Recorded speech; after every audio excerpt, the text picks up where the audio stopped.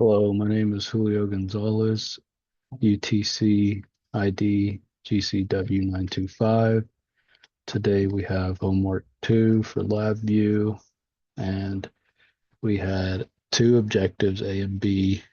A was to create a sub-VI with 4 inputs, and one, whenever the sub-VI is at 0, it'll compute the average, and whenever the input is 1, it'll compute the root mean square.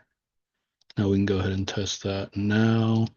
So we can do 3, -4, and 5. And we can run that, and that should be your average. And then we can do your root mean square, and there we go.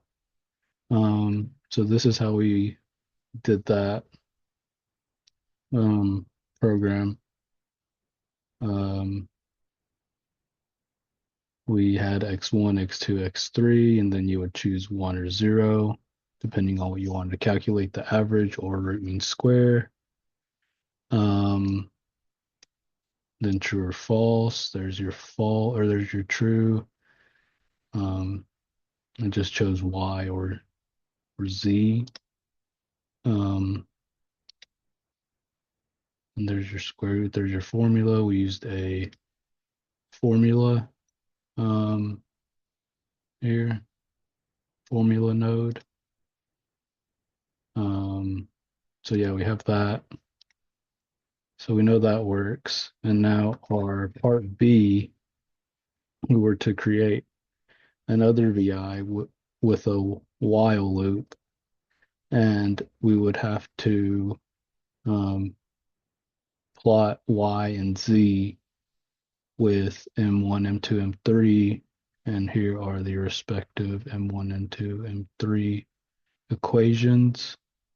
And it's the same thing. Basically, you have one that's your average, one that's your root mean square. Um, and then, yeah, we will plot it, and then you plot the results of Y and Z on waveform charts. So you can plot them separately so you can see what they are. But we can go through that block diagram real quick. So we have a time delay because if not, it'll just go really, really fast and you really won't even be able to see it. It'll just look like basically like a straight bar wherever the values are at. We can go ahead and push play here so that way it can run while we talk through it. And so I used an equation, sine, cosine, and then here I just put it on the formula node. So this is my y, and that is just the average. So after I have my M1, M2, M3 into my sub VI, because we were supposed to use two instances of our sub VI created in part A.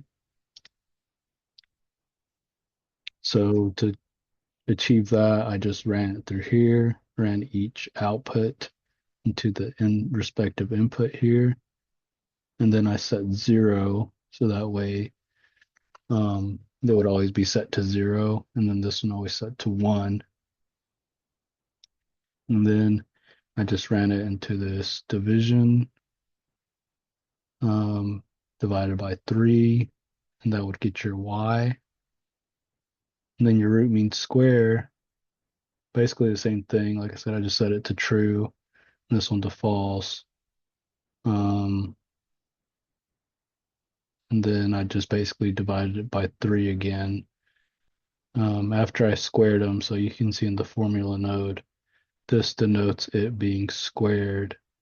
This star star asterisk 2, so that's squared.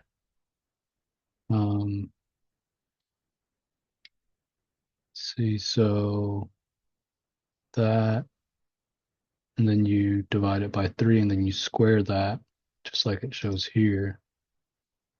And so this is our plot. So as you can tell, with its y, the amplitude is much, much lower.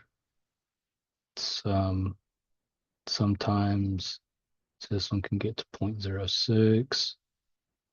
This one can get as high as about, we'll say 0.5. So it's about 9 times greater than this one. um, so yeah, so then that's what we see. And then there's our M1, M2, M3. Um, but yes, so that was my homework, LabVIEW 2.